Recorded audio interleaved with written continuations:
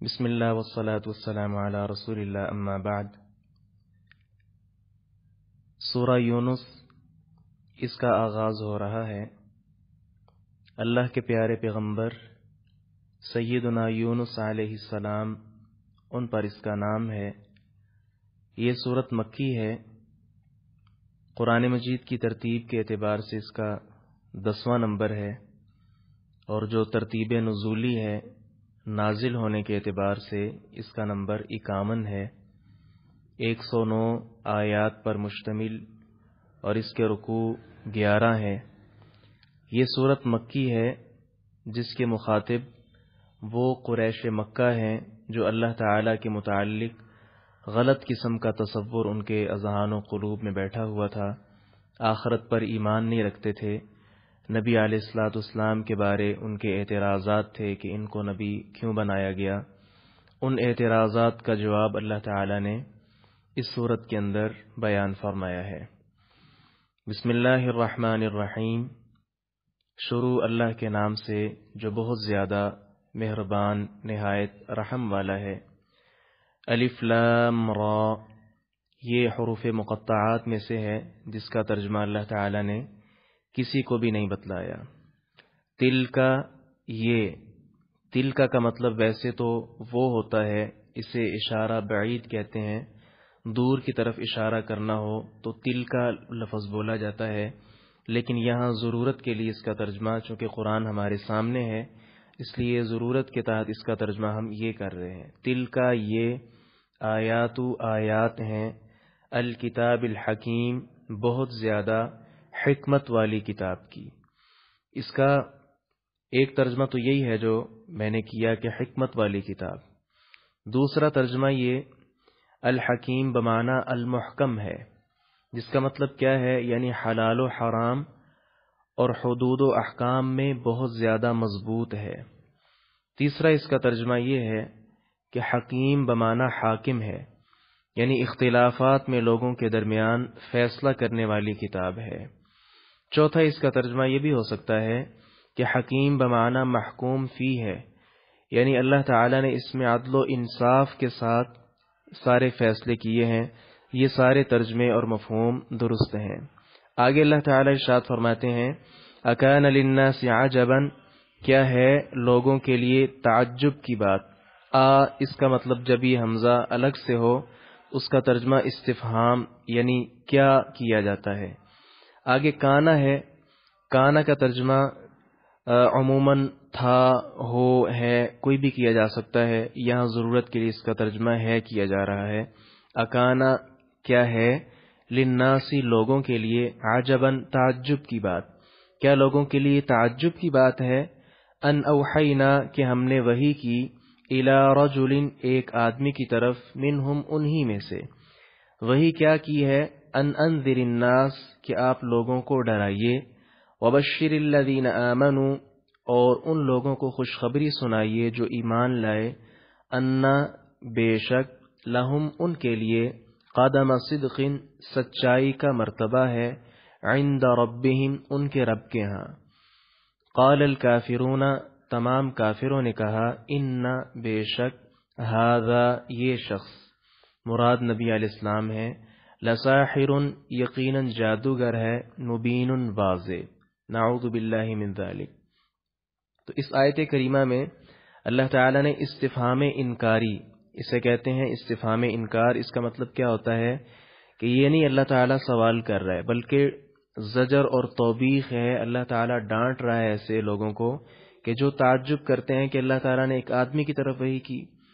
یہ تو کنفرم ہے کہ آدمی ہی، ایک انسان ہی، ایک بشر ہی رسول ہو سکتا ہے، کیونکہ اگر فرشتہ رسول ہو تو اس میں بہت زیادہ پریشانی کا سامنا کرنا پڑے گا۔ مثال کے طور پہ کئی ایسے آداب ہیں، کئی ایسے احکام ہیں جو فرشتہ ہمیں نہیں سکھا سکتا تھا۔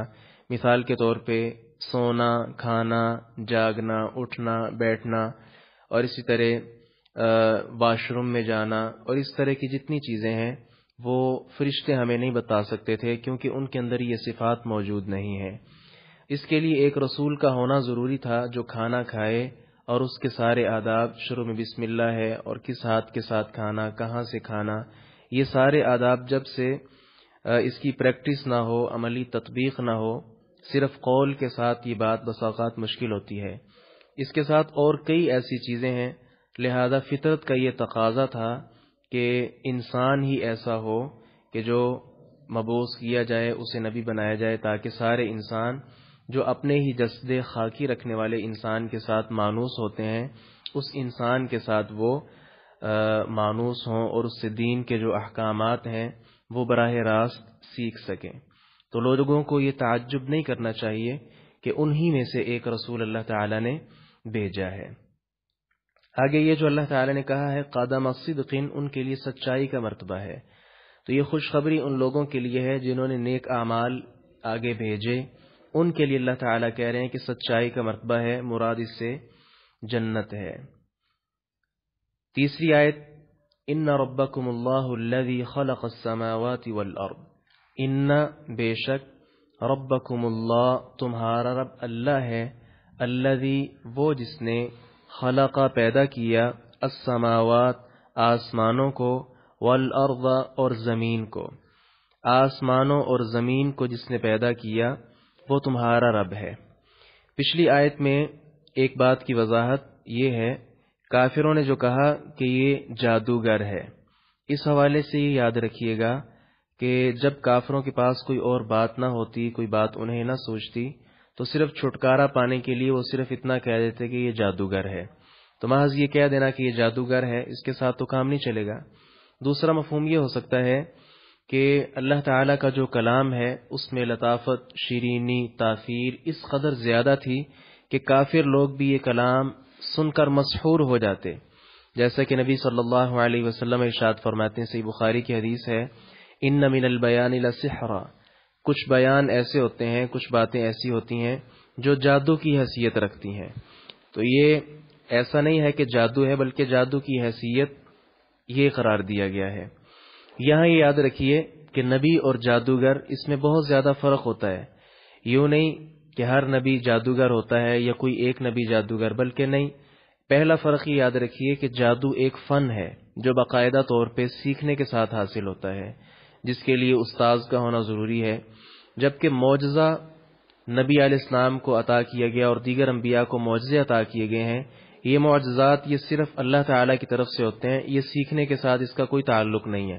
مثال کے طور پہ نبی علیہ السلام کا معجزہ ہے کہ آپ نے پانی کے اندر اپنا ہاتھ مبارک رکھا، انگلیوں سے پانی کا چشمہ جاری ہوا۔ اب اس کا کیا مطلب ہے کہ آج ہم میں سے کوئی اگر آدمی بہت زیادہ محنت کرے، اس کو سیکھے، تو کیا وہ ایسا کام کر سکتا ہے؟ ہرگز نہیں ہو سکتا، کیونکہ وہ اللہ تعالیٰ کا معجزہ تھا۔ دوسری بات، دوسرا فرق یہ یاد رکھیے کہ جادو باقاعدہ طور پہ ایک پیشہ ہے، جس طرح وہ فرعون نے جادوگروں کو بلایا تھا موسیٰ علیہ السلام کے مقابلے میں، تو انہوں نے سب سے پہلے یہی کہا تھا کہ ہمیں اس کا معاوضہ کیا ملے گا۔ تو یہاں سے معلوم ہوا کہ جادوگر یہ باقاعدہ پیشہ ہے جادو۔ نبی علیہ السلام یا دیگر جو انبیاء کرام آئے ہیں وہ ایسا نہیں ہے۔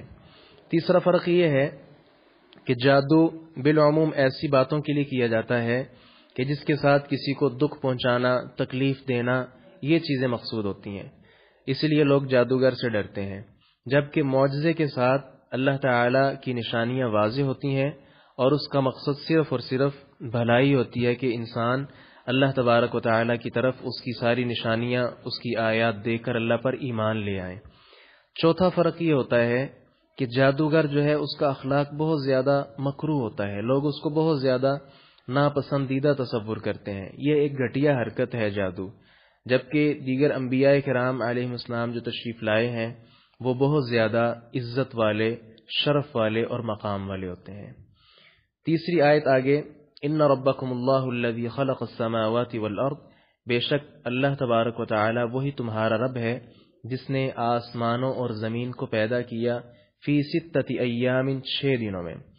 یہاں سے یہ بات واضح ہوئی، عبادت کے لائق صرف اور صرف وہی ذات ہو سکتی ہے جس نے آسمانوں اور زمین کو پیدا کیا ہے، یا عام فہم انداز میں یہ کہہ لیں کہ جو سب کا پروردگار ہو، وہی عبادت کے لائق ہو سکتا ہے۔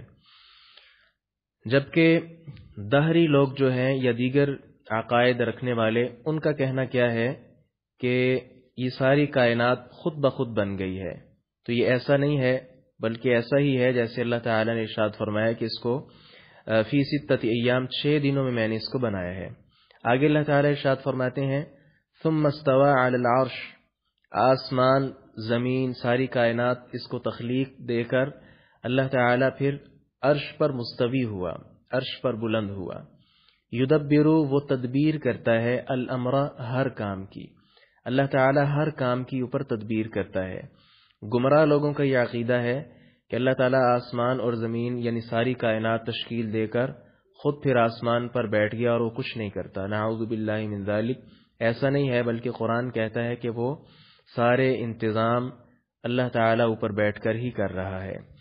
آگے اللہ تعالیٰ ارشاد فرماتے ہیں ما من شفیع الا من بعد اذن، ما نہیں ہے، من شفیع کوئی بھی سفارشی، کوئی بھی سفارش کرنے والا، الا من بعد اذن مگر اس کی اجازت کے بعد۔ یہ اللہ تعالیٰ نے اس لیے ارشاد فرمایا کہ چونکہ اس صورت کے میں نے پہلے ذکر کیا کہ کفار اور مشرکین مکہ وہ اس کے اصل مخاطب ہیں، ان کا یہ عقیدہ تھا کہ ہمارے جو معبودان ہیں کل قیامت کے دن اگر یہ محمد صلی اللہ علیہ وسلم کہتے ہیں کہ اللہ تعالیٰ عذاب دے گا تو ہمارے یہ جو معبود جن کی ہم عبادت کر رہے ہیں یہ ہمیں اللہ تعالیٰ سے سفارش کروا کر ہمیں چھٹکارا دلا دیں گے۔ اس کا رد اللہ تعالیٰ نے بیان فرمایا کہ مجھ سے سفارش کوئی نہیں کر سکتا الا یہ کہ جس کو میں اجازت دوں۔ سورۃ البقرہ میں بھی اللہ تعالیٰ فرماتے ہیں من ذا الذی یشفع عندہ الا باذنہ، کون ہے وہ جو اس کے پاس اس کی اجازت کے بغیر سفارش کرے۔ تو یہاں سے معلوم ہوا اللہ تعالیٰ سے جو سفارش کرنا ہے یہ بھی اللہ کی اجازت کے ساتھ ہی ہوگا۔ آگے ہے ذالکم اللہ، وہی اللہ ہے، یعنی یہ سارے کام کرنے والا، آسمان کو بنانے والا، زمینوں کو بنانے والا، اور پھر عرش پر مستوی ہونے والا، سارے نظام کو چلانے والا، جس کے اندر یہ ساری خوبیاں پائی جائیں، وہی حقیقی طور پہ اللہ ہو سکتا ہے۔ ربکم، تمہارا رب ہے، فاعبدوہ، پس تم سب اس کی عبادت کرو۔ تو معلوم ہوا جس کے پاس سارے اختیارات ہیں، جو کلی اختیارات کا مالک ہے، یقینی طور پر وہی معبود برحق ہو سکتا ہے۔ لیکن عام یہ بات چونکہ سمجھ نہیں آتی، اس لیے اللہ تعالیٰ نے آگے کہا افلا تذکرون، کیا تم نصیحت نہیں پکڑتے؟ تو اللہ تعالیٰ نے اپنا سارا بیان کیا کہ سارا کچھ، سارے اختیارات میرے پاس ہیں، اور پھر ساتھ کہا کہ یہی اللہ ہے جو سارا کچھ کر رہا ہے، اور ساتھ پھر تھوڑا سا جھنجھوڑا، کیا تم نصیحت نہیں پکڑتے؟ تمہیں یہ بات سمجھ نہیں آتی کہ سارا کچھ اللہ نے پیدا کیا اور پھر تم معبودان باطلہ ان کی عبادت کر رہے ہو؟ اس سے اگلی آیت میں اللہ تعالیٰ نے بات کو پھر واضح کیا، الیہ مرجعکم، الیہ اسی کی طرف، مرجعکم تمہارا لوٹ کر جانا ہے، جمیعاً سب کے سب، یعنی سب اسی کی طرف لوٹ کر جائیں گے۔ اور یہ ایسی بات نہیں بلکہ وعد اللہ، اللہ کا وعدہ ہے، حقاً سچا، اللہ کا سچا وعدہ ہے، یہ سچی بات ہے کہ کل قیامت کے دن سب نے اللہ تعالیٰ کی طرف دوبارہ لوٹنا ہے۔ اور اس کے آگے تھوڑی سی وضاحت اللہ تعالیٰ نے پھر کہی، انہو، بے شک وہ، یبدأ، پہلی بار پیدا کرتا ہے۔ بادہ یبدأ کا مطلب ہوتا ہے نئے سرے سے کسی چیز کا آغاز کرنا۔ تو یبدأ الخلق، وہ شروع میں پہلی مرتبہ پیدا کرتا ہے خلقت کو، ثم یعید، پھر وہی دوبارہ پیدا کرے گا اسے۔ تو یہاں یہ بات یاد رکھیے، اللہ تعالی دوبارہ پیدا کرے گا، یہ مشرکین کا عقیدہ تھا کہ ہم اگر سڑ جائیں گے، گل جائیں گے، زمین کے اندر زمین کے ساتھ مٹی کے ساتھ مٹی ہو جائیں گے تو پھر ہمیں دوبارہ کیسے پیدا کیا جائے گا؟ تو یہ نبی ایسے ہی کہتا ہے کہ قیامت کے دن دوبارہ پیدا کیا جائے گا اور جزا حساب سارا کچھ دوبارہ ہوگا، ایسا ممکن نہیں ہے۔ ان کے اس عقیدے کا اللہ تعالیٰ نے رد کیا ہے، اور ساتھ کیا کہا ہے کہ اللہ تعالیٰ دوبارہ سے پیدا کرے گا، جیسا کہ سورۃ الروم میں بھی اللہ تعالیٰ ارشاد فرماتے ہیں وَهُوَ الَّذِي يَبْدَأُ الْخَلْقَ ثُمَّ يُعِيدُ وَهُوَ أَهْوَنُ عَلَيْهِ، اور وہی ہے جو تمام مخلوق کو پیدا کرتا ہے پہلی مرتبہ، پھر وہ اسے دوبارہ پیدا کرے گا۔ اور آگے کیا کہا وَهُوَ أَهْوَنُ عَلَيْهِ، یہ دوبارہ پیدا کرنا اللہ تعالیٰ کے ہاں زیادہ آسان ہے۔ یہ بات تو بالکل عام فہم ہے، دنیا میں بھی اگر کوئی چیز بنائی جاتی ہے تو عام جو چیز ہے جو بنائی جا رہی ہے، سب سے پہلے اس کی ڈائی تیار کرنا یہ سب سے مشکل کام ہوتا ہے کہ چیز کی شکل و صورت کیسی ہو۔ پھر اگر وہ ایک مرتبہ ڈائی ضائع ہو جائے یا جو بنائی ہوئی چیز ہے ہمارے ہاں وہ ضائع ہو جائے، دوبارہ سے اس کو بنانا ہمارے لیے بہت زیادہ آسان ہوتا ہے۔ تو یہی اللہ تعالیٰ کے ہاں ہے۔ اللہ تعالیٰ نے سب سے پہلے ہم کو جب پیدا کیا ہے تو یہ مشکل کام بظاہر ہو سکتا تھا، لیکن اللہ تعالیٰ کے ہاں چونکہ مشکل ہے ہی نہیں، تو یعنی پہلی مرتبہ وہ پیدا کرنا اس کے لیے مشکل نہیں ہے، تو دوسری مرتبہ پیدا کرنا اس کے لیے مشکل ہو ہی نہیں سکتا۔ آگے اللہ تعالیٰ فرماتے ہیں ایسا کیوں ہے، یعنی ہم دوبارہ آپ کو زندہ کیوں کریں گے؟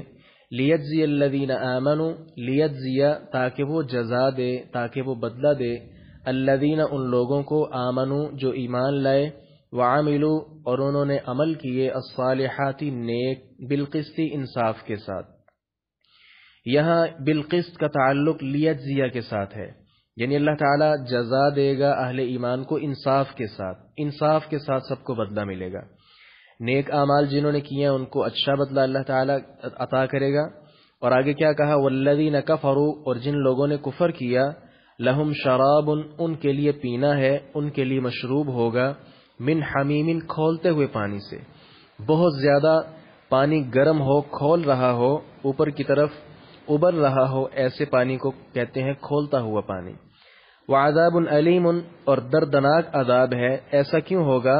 بما اس وجہ سے کانوا یکفرون وہ کفر کرتے تھے، ان کے کفر کرنے کی وجہ سے اللہ تعالیٰ ان کو دردناک عذاب دے گا۔ یہاں یہ یاد رکھیے کہ جہنم کے اندر جو عذاب ہوں گے اس کی مختلف صورتیں ہیں۔ نبی کریم صلی اللہ علیہ وسلم ارشاد فرماتے ہیں سب سے ہلکا عذاب اس کو ہوگا، آپ فرماتے ہیں ان ادنى اہل النار عذابا ينتعل بنعلين من نار يغلي دماغه من حرارة عليه، سب سے کم جو جہنمی ہوگا جس کو سب سے ہلکا عذاب دیا جائے گا، اس کو آگ کی جوتے پہنائے جائیں گے، اور اس جوتوں کی وجہ سے آپ فرماتے ہیں یغلی دماغہ، اس کا دماغ بہت زیادہ ہیٹ اپ ہو جائے گا، اس کے ساتھ بہت زیادہ حرارت کی وجہ سے اس کا دماغ ایسے ہوگا جیسے ہنڈیا ابل رہی ہے۔ اور یہاں یاد رکھیے کہ دوبارہ زندہ ہونے کا جو عقیدہ ہے یہ میں نے پہلے ذکر کیا، اللہ تعالیٰ فرماتے ہیں وَهُوَ أَهْوَنُ عَلَيْهِ بہت زیادہ آسان ہے۔ دوسرا اس حوالے سے ایک حدیث بھی سماعت فرمائیے، جناب ابو ہریرہ رضی اللہ عنہ راوی حدیث ہیں، رسول اللہ صلی اللہ علیہ وسلم ارشاد فرماتے ہیں شتمنی ابن آدم نے مجھے گالی دی ہے، حالانکہ اس کو زیب نہیں دیتا کہ وہ مجھے گالی دے، اور ساتھ کیا کہا؟ وہ مجھے جھوٹا کہتا ہے کہ میں جھوٹا ہوں، اس نے میری تکذیب کی ہے، حالانکہ اس کے لیے یہ مناسب نہیں ہے کہ وہ ایسا کرے۔ وَأَمَّا تَكْذِيبُهُ فَقَوْلُهُ لَيْسَ يُعِيدُنِي كَمَا بَدَأَنِي، اس کا مجھے جھٹلانا کیا ہے کہ اللہ تعالیٰ مجھے دوبارہ پیدا نہیں کرے گا جس طرح اس نے مجھے پہلے سے پیدا کیا۔ تو یہاں سے معلوم ہوا اللہ تعالیٰ کے لیے یہ کہنا کہ اللہ دوبارہ پیدا نہیں کرے گا، یہ اللہ تعالیٰ پر جھوٹ بولنا ہے۔ اگلی آیت میں اللہ تعالیٰ ارشاد فرماتے ہیں هُوَ الَّذِي ہوا وہی اللہ، الذی وہ ذات ہے جس نے جعل بنایا الشمس سورج کو ضیاءً تیز روشنی والا، والقمر اور چاند کو نوراً نور والا، وقدرہ منازل اور اس نے اس کی مقرر کی ہیں منازل منزلیں، لتعلموا تاکہ تم جان سکو الحساب حساب کو۔ یہاں یہ جو اللہ تعالیٰ نے کہا ہے ضیاءً، یہ اصل میں ہے ذات ضیاء روشنی والا، اور آگے کہا ہے والقمر نوراً، وہ اصل میں ہے ذا نور نور والا۔ پھر اس کے اندر مبالغہ اس قدر اللہ تعالیٰ نے کیا، یعنی مبالغہ پر اس قدر اس کو محمول کریں گے کہ اب یہ بذات خود ضیاء اور نور ہیں۔ یہاں یہ سوال پیدا ہوگا کہ ضیاء اور نور میں فرق کیا ہے؟ بظاہر دیکھنے میں تو دونوں کا ترجمہ روشنی ہے، اس کے اندر تھوڑا سا فرق ہے۔ نور جو ہے یہ عام ہے، جبکہ ضیاء یہ خاص ہے۔ نور میں روشنی اور چمک ہوتی ہے، جبکہ ضیاء اس میں روشنی بھی ہوتی ہے، چمک ہوتی ہے، لیکن اس کے ساتھ ساتھ اس کے اندر تپش ہوتی ہے، حرارت ہوتی ہے، اور اس کے رنگ کے اندر سرخی ہوتی ہے۔ اس لیے قرآن مجید میں ضیاء اس سے مراد سورج ہے، اور نور سے مراد اللہ تعالیٰ نے چاند لیا ہے۔ آگے جو اللہ تعالیٰ نے فرمایا ہے وَقَدَّرَهُ مَنَازِلَ، اور اللہ تعالیٰ نے اس کی یعنی چاند کی منزلیں مقرر کی ہیں۔ یہاں دو مفہوم مفسرین نے مراد لیے ہیں، ایک تو وہی جو نظریہ حیت ہے باقاعدہ کہ اس کی 28 منزلیں ہیں اور ان منزلوں کے درمیان یہ چاند چکر لگاتا ہے۔ دوسرا نظریہ اکثر علماء جو اسی کے قائل ہیں وہ اشکال قمر کا ہے، یعنی چاند کی جو شکل مختلف ہوتی ہے اس اعتبار سے اللہ تعالیٰ نے کہا ہے اس کی منزلیں مقرر کی ہیں، جیسا کہ قرآن مجید میں اللہ تعالیٰ ارشاد فرماتے ہیں وَالشَّمْسُ تَجْرِي لِمُسْتَقَرٍّ لَهَا ذَلِكَ تَقْدِيرُ الْعَزِيزِ الْعَلِيمِ وَالْقَمَرَ قَدَّرْنَاهُ مَنَازِلَ حَتَّى عَادَ كَالْعُرْجُونِ الْقَدِيمِ لَا الشَّمْسُ يَنبَغِي لَهَا أَن تُدْرِكَ الْقَمَرَ وَلَا اللَّيْلُ سَابِقُ النَّهَارِ وَكُلٌّ فِي فَلَكٍ يَسْبَحُونَ، اور ایک نشانی ان کے لیے رات ہے، ہم اس پر سے دن کو کھینچ اتارتے ہیں تو اچانک وہ اندھیرے میں رہ جانے والے ہو جاتے ہیں، اور سورج اپنے ٹھکانے کے لیے چل رہا ہے، اور یہ سب اس پر غالب، سب کچھ جاننے والا، کمال درجے کا علم رکھنے والا ہے۔ اور چاند ہم نے اس کی منزلیں مقرر کر دی ہیں، یہاں تک کہ وہ دوبارہ پرانی کھجور کی ٹیڑھی ہوئی ڈنڈی کی طرح ہو جاتا ہے۔ نہ سورج اس کے لیے لائق ہے کہ وہ چاند کو جا پکڑے، اور نہ رات ہی کے لائق ہے کہ وہ دن کے لیے ایسے ہو، سب ایک اپنے اپنے دائرے میں تیر رہے ہیں۔ یہاں سے کیا معلوم ہوا؟ اس کی باقاعدہ اللہ تعالی جو شکل تبدیل کرتا ہے وہ اللہ تعالی نے مراد لی ہے کہ اس کی مختلف منزلیں ہیں، یعنی سب سے پہلے جب چاند نکلتا ہے تو اس وقت بہت زیادہ باریک ہوتا ہے، پھر دوسرا دن آتا ہے، آہستہ آہستہ وہ بڑھنا شروع ہو جاتا ہے، حتیٰ کہ جب 24ویں شب آتی ہے، 24ویں رات آتی ہے تو بالکل وہ پورا ہو جاتا ہے، اس کے بعد پھر وہ گھٹنا شروع ہو جاتا ہے، حتیٰ کہ آخر میں آ کر بالکل وہ باریک سا رہ جاتا ہے جس طرح اس کا آغاز ہوتا ہے۔ یہاں ایک اور بات بھی قابل وضاحت ہے، قرآن مجید نے یہ کہا ہے قدرہ منازل لتعلموا عدد السنین والحساب، تاکہ تم گنتی اور حساب کو جان سکو۔ یہاں سے یہ بات بھی واضح ہوئی کہ حساب جو ہے وہ قمری تقویم کے اعتبار سے ہونا چاہیے، نہ کہ شمسی۔ جیسے یہ مہینے ہمارے ہاں معروف ہیں جنوری، فروری، مارچ، اپریل، یہ سارے شمسی اعتبار سے ہیں تو ان کا حساب نہیں ہوگا، یہاں حساب قمری اعتبار سے ہوگا، چاند کی جو تاریخ ہے اس حساب سے ہوگا۔ سارے جو روزے رکھنا ہے یا عدت کے مسائل ہیں، رضاعت کے مسائل ہیں، ان سب کا تعلق اسی کے ساتھ ہوگا۔ مثال کے طور پہ یہ مہینہ زیادہ سے زیادہ جو سال ہے 360 دن کا ہو سکتا ہے، زیادہ سے زیادہ بھی، بلکہ اس سے کم ہی ہوتا ہے۔ تو اگر کوئی خاتون چاہتی ہے کہ وہ قرآن مجید کا جو حکم اپنا وضاحت ہے والوالدات یرضعن اولادہن حولین کاملین، کوئی والدہ اگر اپنے بچے کو دودھ پلانا چاہ رہی ہے تو اس کے لیے زیادہ سے زیادہ کیا ہے کہ وہ پورے 2 سال پلا سکتی ہے۔ اب دیکھیے اسلامی تاریخ جو ہے 29 کا مہینہ بھی ہو سکتا ہے اور 30 کا بھی ہو سکتا ہے، گویا 360 سے کم بھی ہو سکتے ہیں دن، لیکن اگر وہی ہم شمسی جو ہے اس حساب سے اگر 2 سال لگاتے ہیں تو وہ دن زیادہ ہو جائیں گے۔ اس لیے شرعی اعتبار سے جو تقویم ہے اسلامی وہ قمری والی تقویم ہے۔ باقی یہ جو سورج اور چاند یہ جو گردش کر رہا ہے اس کے بھی بہت زیادہ فوائد ہیں، اس کو یعنی عام نہ سمجھا جائے۔ نمازوں کے اوقات ہم اسی سے معلوم کرتے ہیں، اسی طرح کاروبار کے جو اوقات ہیں، سونے اور جاگنے کی جو ساری یہ رات اور دن ہے یہ سورج وغیرہ کے ساتھ ہی معلوم کیا جا رہا ہے۔ اللہ تعالیٰ آگے فرماتے ہیں ما خلق اللہ ذلک الا بالحق، ما نہیں، خلق اللہ نے پیدا کیا، ذالک یہ سب کچھ، الا بالحق مگر حق کے ساتھ ہی۔ اللہ تعالیٰ نے یہ انصاف کے ساتھ پیدا کیا ہے، یعنی اللہ تعالیٰ نے اسے عبث پیدا نہیں کیا، فضول پیدا نہیں کیا، بلکہ اس میں عظیم الشان حکمت مصلحت کار فرما ہوتی ہے۔ ہمیں وہ مصلحت سمجھ آئے یا نہ آئے، اگر ہمیں سمجھ نہ آئے تو اس کا مطلب یہ نہیں ہوتا کہ اللہ تعالیٰ نے اس کو بغیر کسی فائدے کے پیدا کیا۔